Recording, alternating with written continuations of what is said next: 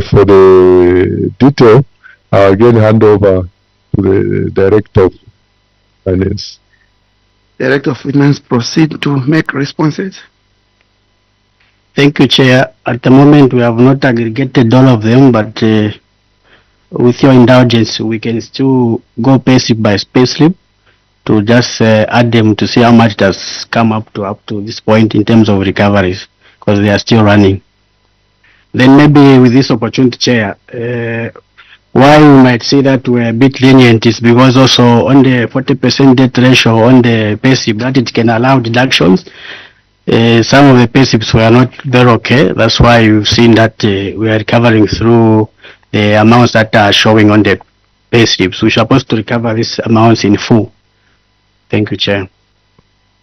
Members, no further questions on that. We can make progress to management of assets. Honorable Miller. Thank you very much. Reading this audit finding is also another example of the breakdown in controls. So this government guest house, does it operate, first of all?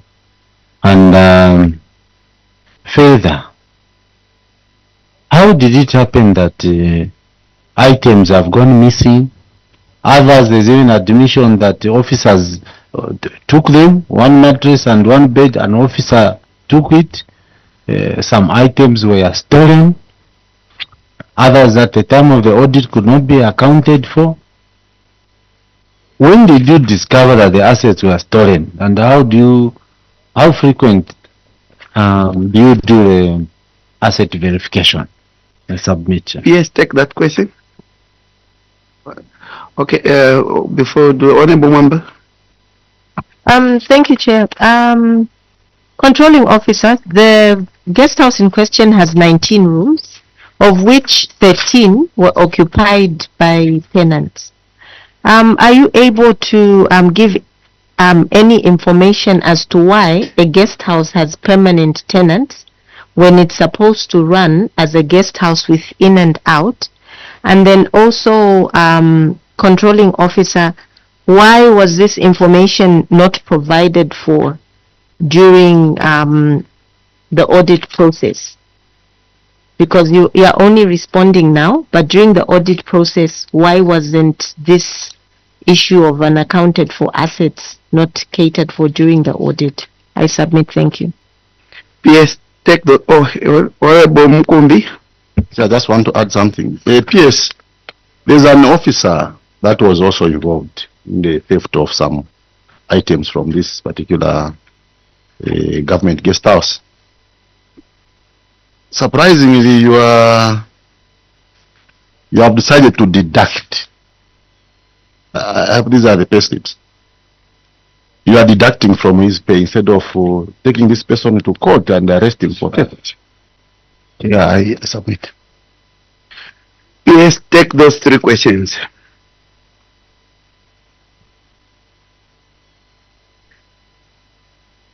Thank you very much.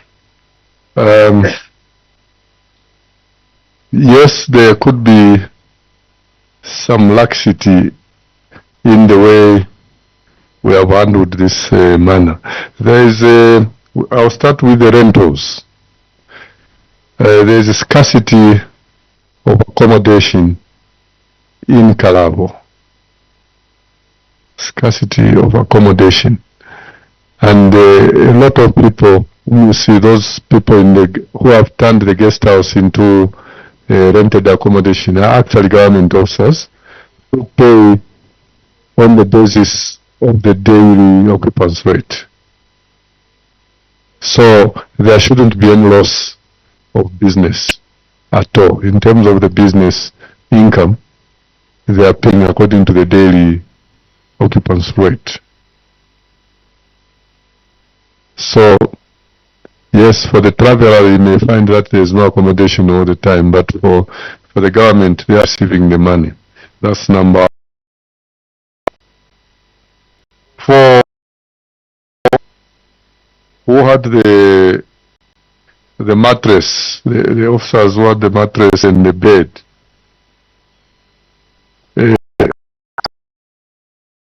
Whether you would strictly treat these as theft. It is just a breakdown in that if I have no accommodation, really, I should have asked for authority to get something from the stores to go and use in my home.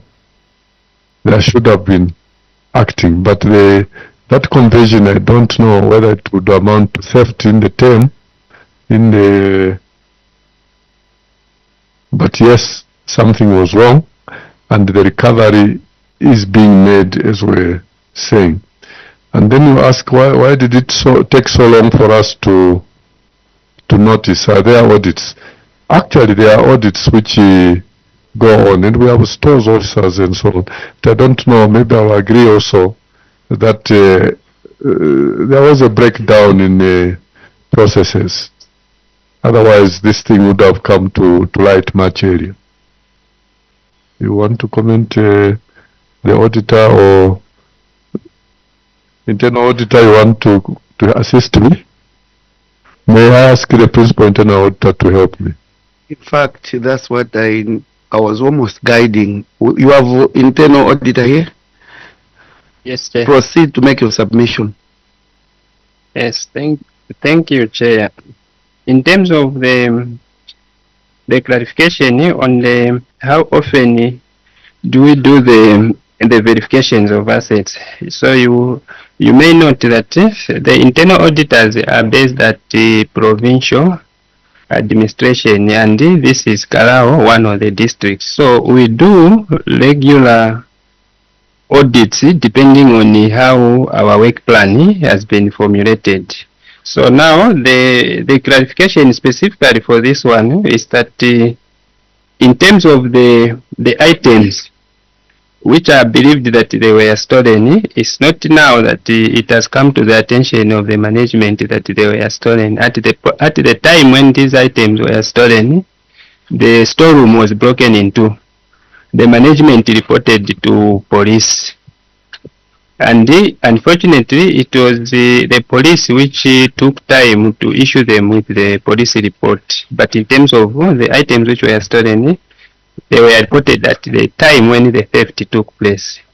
Then on the other clarification that these items which we are now submitting that they are there for verification, I think from the very beginning these items they were there.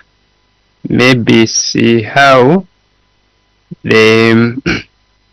at the point when it was believed that other than these which were stolen, these others that have always been there. They were verified. They are at the time of audit. They were in the storeroom, and they are still there in the storeroom at the point when we did the verification. That I know, but these things we were also concerned that where are they? But when we went on the ground, we found that they are actually stored in the storeroom.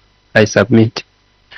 Before Honorable Mwira member comes on board, I wanted maybe control order. If I heard you right, you are trying to submit that getting a mattress by officers without getting prior permission from the owners cannot amount to theft. Did I get you right? Then that would take me to ask you what would be the appropriate definition for theft. Because if something doesn't belong to you and you get it without permission, without prior permission from the owner of that property, the simple definition to that is theft. Why should I get something that doesn't belong to me without getting permission from the owner? So on that one, I think if I got you right, as a committee, I think we're getting disappointed with you, because theft is very clear. The definition for theft is very clear. If they never got permission, which means they stole. Honorable members, Honorable Mwira, Mwamba and Mukumbi in that order. Thank you, Chair. because that's the point I wanted to also start from. You see, PS. Okay, I didn't. I wanted to go the Bemba way of intolerance. But that should not be the case, because this is what it appears. You know, someone picks a mattress and a TV belonging to government in a guest house. They take it to their home, and we are here doubting whether it's a theft or not. Point blank, PS, this is theft. And I want to say that you need to rein on your staff in the province, because it appears they are failing to distinguish government property and theirs. We are just from discussing people who got money for an activity which did not take place. 2 years down the line, they enjoyed that money, and they come back to you to sign so that they can go and do another activity. They are failing clearly to distinguish law and order here. Yes. And we have people who also walk into a storeroom, help themselves with a bed and a mattress, take home, and then we have to doubt here whether it's theft or not. It's actually theft. I think you need to rein on the discipline on your staff, and you seem to be taking a very soft spot, like you are acting on their terms. Someone gets these properties to their home and they tell you start deducting. They should go to town and buy the bed and the TV. I think you need to rein on the discipline in the officers to distinguish between public property and their private property. There is clearly a problem that I can see here.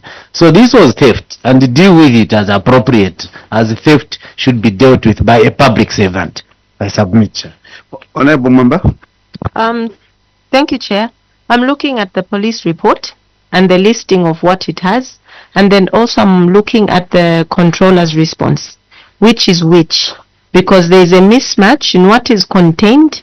For instance, here in the controller's response, it tells us that there is a LED TV, 3 mattresses, 3 blankets. Here it tells us about blankets, 4 curtains, which are not included in the response. Then I wanted to know which officer or who attached figures to these to come up to have a value of 2,000 kwacha for a digital LED TV.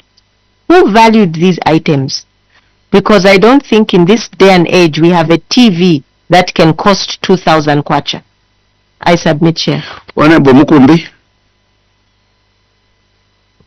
Chair, on the same Appendix D, it seems you only reported to the police somewhere in October 2024. Yep.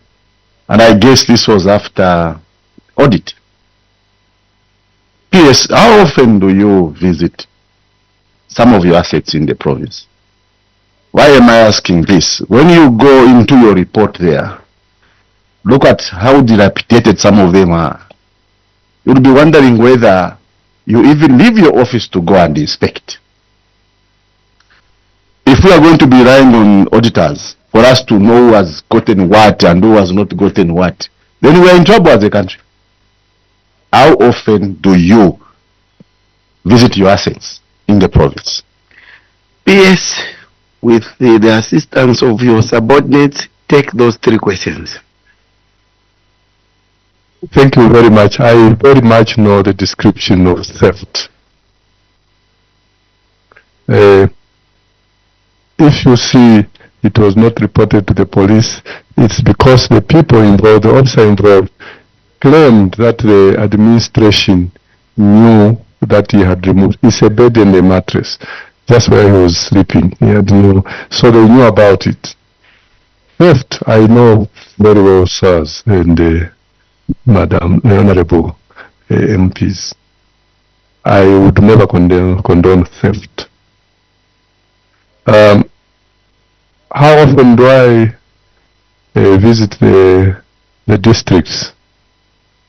Very often we go around the districts, seeing assets, seeing projects, seeing activities going with them.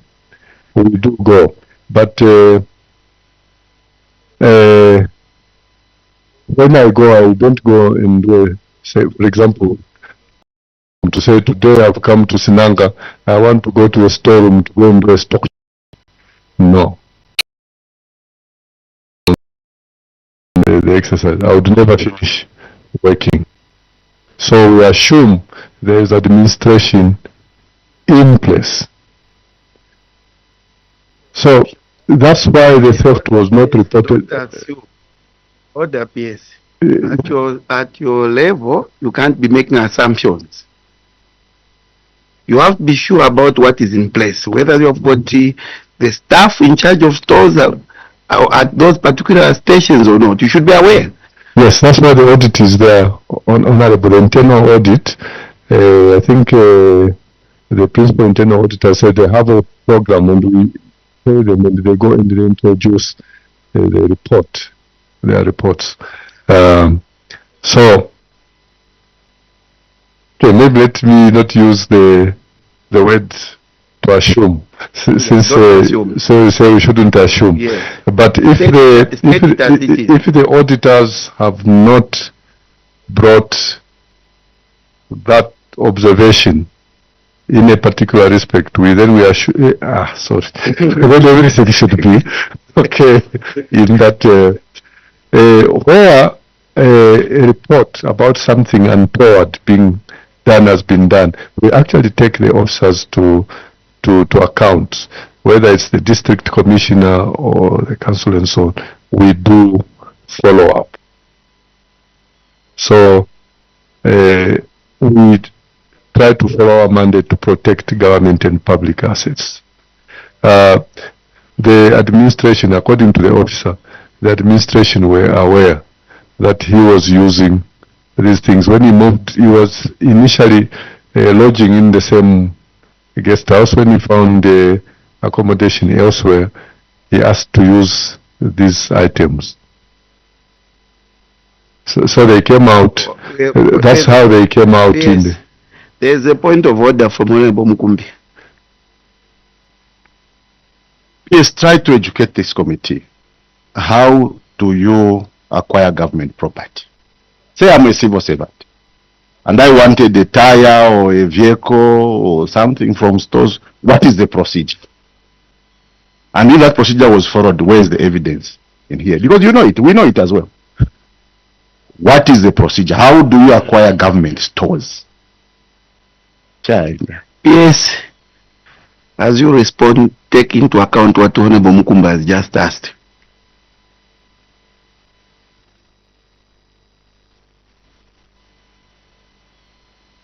Because to us, an officer getting government property without prior permission or without following government procedures and guidelines is enough to deduce that there was theft. We still stand by our position that so long as you didn't follow the guidelines, then there was theft. No, we know the procedure. Yes, proceed to respond. Okay. Oh, thank you very much. The procedure as to the disposal of public assets is well known. And even now, recently you had the auctioning, for example, of public assets. So all those identifications, labels, valuations, advertisement, all those things are known. Maybe in this particular case, we have to admit administratively the local administration didn't follow the government procedure. I would have to take that. But I know what is to be done to dispose a public asset. And to that effect, yes, why shouldn't they follow the guidelines when they know them? I mean, to us as a committee, we tend to get worried because those guidelines and rules are what guides with regards to acquisition or disposal of government properties. Why did they opt not to follow? That's a question that would follow. Proceed with your responses. Honorable Chair, it's very difficult to know why. There are rules and regulations and so on, but people still breach these rules and regulations.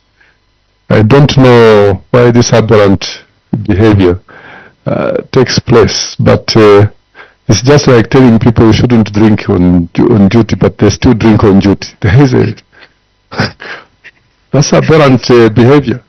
So I'm sorry there was a weakness. We didn't follow the thing, but it's not the order of the day. That's why in the other districts also there are stores and so on, there are guest houses everywhere. It's not a rampant thing. So one item, unless maybe my colleague, the principal internal auditor, wants to speak again to say why wasn't this mixed or well. Honorable Mukumbi, before the auditor. Mike, PS? Chair, we know the procedure, just like I indicated. There was no auction sale involved here. We understand the auctioning process of government items. In this case, somebody got government issues, or you can call them issues. Okay? There is a procedure also. If I want a mattress from stores, they will issue me with a store's issuance receipt. And then it has to be accompanied by authority from my supervisor. In this case, maybe a DC or DAO in that particular district. Writing to the stores to say, can you give this person this mattress? And when they go there, they will be issued with that receipt. Very easy process. If such a thing is not there, it's theft. Period. We can't be debating that any further, Chair. It's purely theft. And that is the more reason why, as a province, you are deducting money. Actually, we are very lenient. You began deducting money from this individual because he got without authority. If he got through the normal procedure, why are you deducting money from him? You no need. Chair, the process is known. We can't be discussing. There's pure theft here. Okay.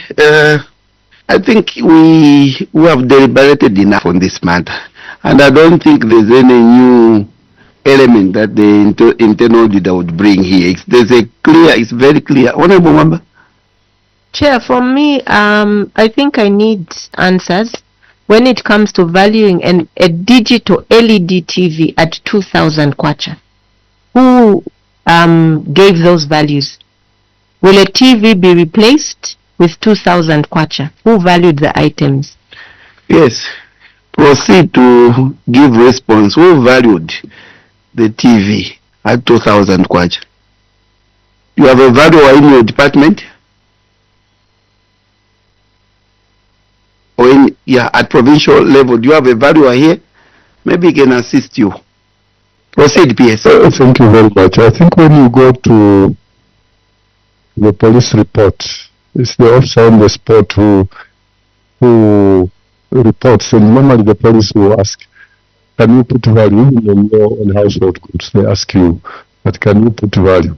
And sometimes you may not exactly know. There is also, you see, government valuation is it's the person, the officer who reported is put the value. Let me say that. Let me not stick my neck out and say that was the actual value or so on. But I assume the one who told the police about the value is the officer who was reporting.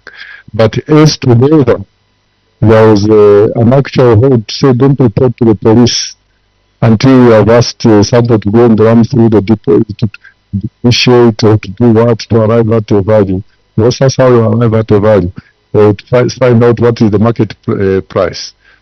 I don't think that was done. I would be cheating the committee and making an offense. I wouldn't say who made the valuation. I don't know. What was the quality? How old was the TV? I wouldn't know. Then you have to go through all those documents, the date of purchase, how long it had stayed, what is that type of thing. I don't think a valuer went to tell the police what the value was. It's the reporting official. Honorable members, progress. Honorable members, still have something to say? In line with the same chair, I wanted to find out from the controlling officer, then what is the purpose of the recovery? Is the recovery just an academic exercise, or is recovery about recovering money in order to purchase a particular item once again? Because who's going to make the replacement? And then also, Chair, in the Auditor General's report, there's 41 assets that were unaccounted for, but in the response, we only have 9 assets. Are they able to tell us where the balance of the 32 assets are lying? Thank you, Chair. PS, in fact, we have, government has got valuers in the valuation department. Why didn't you engage the valuation department with regards with coming up with the value of those stolen assets, so that we recover the actual values? Because even the actual value of the asset, normally I know the accountant are able to determine the actual value at any particular point of time, because they subject those assets to depreciations. They've got a mode of determining the actual value as it stands as of today. So, PS, you cannot come here and start telling the committee that you don't even know the value. When you have got your account, the director of finance, who have got accountants here who keep asset registers. At any particular point, they are supposed to know what's the value of those assets. So we as a committee, we don't seem to be getting befitting answers from you. So now you need to respond to Honorable Member's question that, is it just an academic process to make recoveries which are uninformed? What informed you of the values that were attached to these assets? The committee would want to know. Did you just try to ignore the duties and responsibilities of the valuation department? Proceed to make your responses. Thank you very much. I think maybe we are I'm not following the line. The TV was stolen by thieves. So, and it was not recovered. So recovered, I don't know whether we would recover from the thieves. So maybe if you talked about recovery on the bed and the mattress, that would be a different issue, because that one is a mattress which we know was bought, it has this, and then we try to value it. I think that to make that recovery, yes, we had a government evaluation to arrive at that. But what the thief has stolen, the normal practice, I think, when you are reporting, I don't know, when you are opening a docket, you are reporting to the police, they will ask you on the spot there. So what do you think? So it's the reporting officer who, if you were to ask, what exactly have we lost, without attaching recovery to it, maybe you could wait and say, we go to accounts or to audit or to the stores officer, that TV screen, when was it bought? And bring the receipts. What's the government policy on this? Is 25% per year, or in land is this per year? This is this. We know that's how valuation is done. I also know there's market evaluation. There's replacement value. If you go for insurance, they will ask you, what is the market value? They won't ask you the purchase value. Or they will ask you the first sale value. I know there are all those valuations, but somebody who goes to report at the police, honorable members, I seek your indulgence. I think it would be very difficult for me to tell you this was the actual value or it's not. It was for the reporting purposes to the police, I think. Whether it was stopped to tell the police I'll come back next week after going to our asset, this evaluation. Yes, there's a point of order, Honorable Member. What's the point of order? Chair, we are not asking these questions in personal capacity as you in personal capacity. These questions are being asked because you're the controlling officer, and answers that are befitting are required. We're not here to be educated about how it should be done. You have attached a police report and nothing else in Appendix D. So to ask about a TV, whether stolen, it needs a value. Are you able to purchase a TV for 2,000 kwacha? Is it possible? The answer is no. So please, can we just have you as the controlling officer in that capacity, because you're in charge of the entire province. That's why we're asking. We're not targeting you and asking whether you know or you don't know. I submit, Chair. PS, can you give us befitting responses on the TV? Because the assumption is that the accounts department at any particular point of time, and please avoid using I think. Honorable Mkombe, PS, can you give us the mic? No. The controlling officer, the buck stops at you. We understand that you have also officers in the districts and also within the province who are responsible for all this. Probably when this audit came, you should have asked the relevant officer from within your province whether surely the TV was valued, was of value, was valued for 2,000 kwacha. Okay? The question is very simple. Which TV can you buy for 2,000 kwacha nowadays? Or maybe this could have been a very old TV, but you are clearly stated yes, LED. Meaning these are latest TV sets. So, as the controlling officer or anybody from within yourselves could have asked, is this the correct value? The police will indicate any value because it's you telling them. That we know. But is that the correct price of a TV? Chair, I submit. Or if that person was to be arrested, they will be arrested for stealing 2,000 kwacha, and not a TV worth the 14,000 or 20,000. Chair, I submit. PS, kindly proceed to give us befitting responses. We have given you another opportunity. Thank you very much, Chair. In 2022, well, it just says an LD TV. I don't know whether it was 14 inches or it was, that's what I'm saying, but in 2022, actually, some of these very cheap models, you could have gotten a TV at 3,000, 2,000, 4,000, just those small TV. Market values like that were present at that time. That's why I'm saying somebody, the one who reported,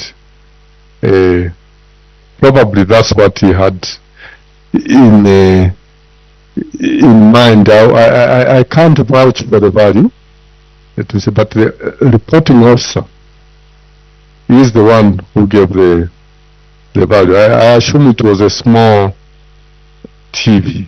But not a Samsung, maybe the Chinese type. I don't know. And how old? I don't know. I don't know. Controlling officer, by the time you are coming here, you should have full information and details of what you are coming to present before this committee. We presume that you sat down with your team, attended to looked at these queries, and came up with the responses together.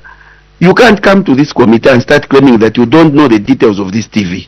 It's unacceptable. PS, this committee is not going to allow you making submissions in such a manner. When you are coming to appear before this committee, you should be prepared and you should provide information that is befitting the queries that actually that are under discussion. You cannot come here and start expressing your ignorance just like us here. We can't accept PS. You are a custodian of these properties, and by the time you are coming to appear before this committee, you should have a full briefing from your subordinate. You can't say I don't know or will provide. I think responses that are coming like that are not good for this committee. So come to this committee and give befitting responses. Show competency and confidence with your responses, because if us who are subjecting you to these queries, don't know about what was obtaining. There is no way now. I mean, what are we going to conclude on? We are not going to reach concluding points because both of us basically don't know what was actually obtaining. So you have been given an opportunity to respond with befitting responses. And it's quite disheartening to hear you talking about now issues to do with the assumptions. I think no, it's unacceptable. So please, can you come? I'm looking at time now.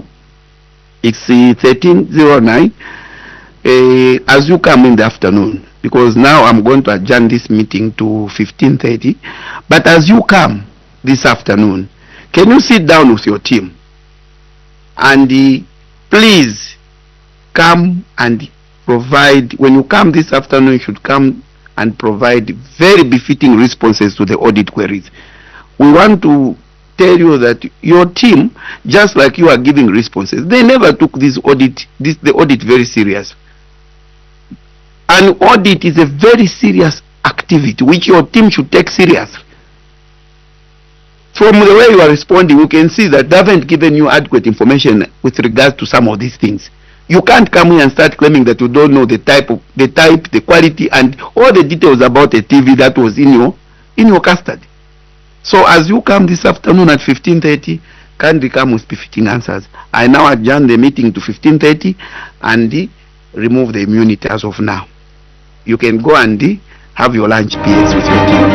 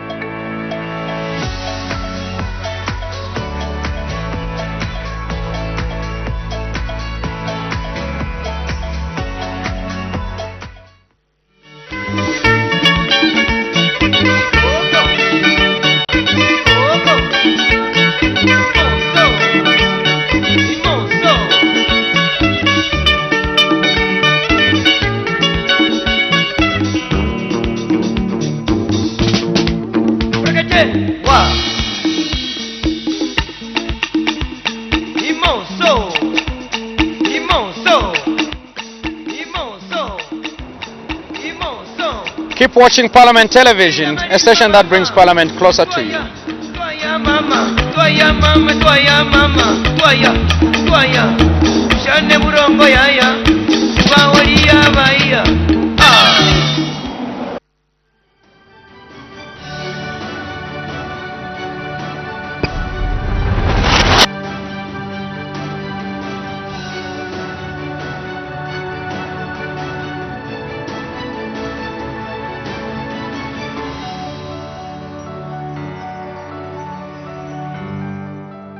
I'm a simple person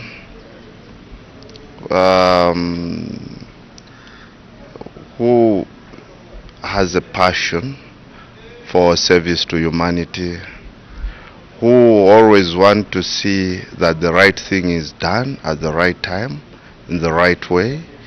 And I'm that person who always want to fight for equality.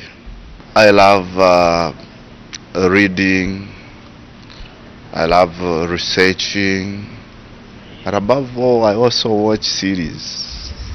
And I love series, you know, like Money Heist. I love like Prison Break. You know, such kind of series which involves thinking. I was born in the village in Chief Chitanda, but grew up in Lusaka, and I did all my school in Lusaka.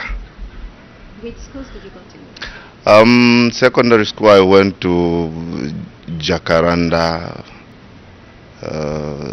school, just near Pamo's Hotel. Yes. I did something with Zikas.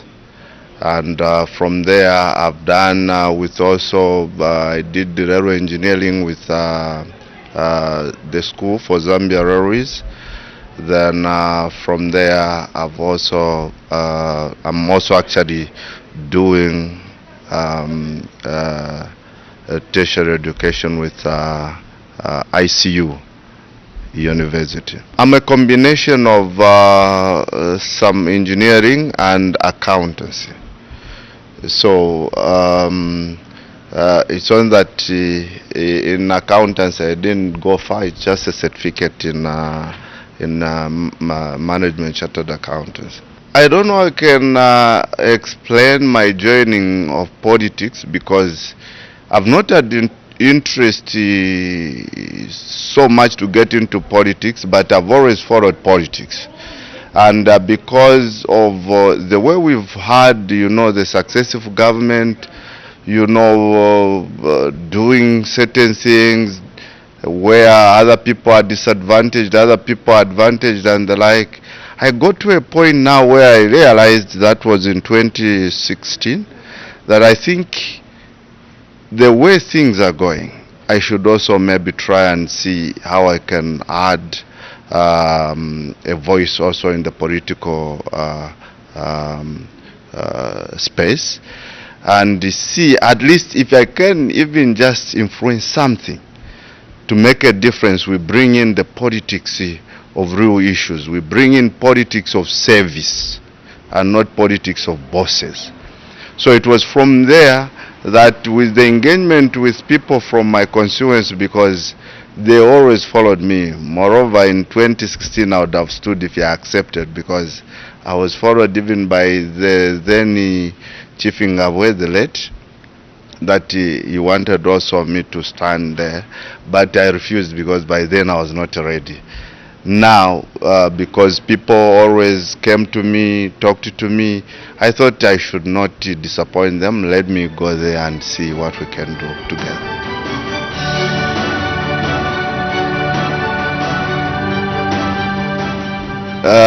Lufubu constituency in Ngabwe district is Central Province. My main target is to make the people of Lufubu constituency be part and parcel of the bigger community of Zambia, which has not been the case previously.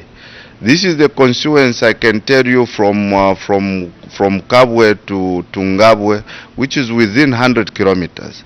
But this is a place that was not even known. This is the place where even when you talk of communication, phones, just a network for phones, it's not there.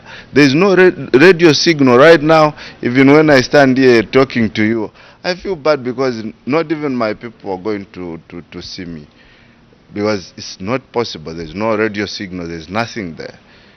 Just within 100 kilometers from Kabwe, and about 400 kilometers from Lusaka. You can imagine that.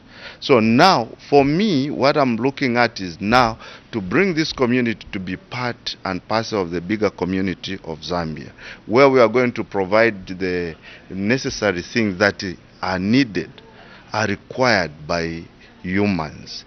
These are issues of water. You find, you go there, people are still drinking, sharing water with the animals in the dams.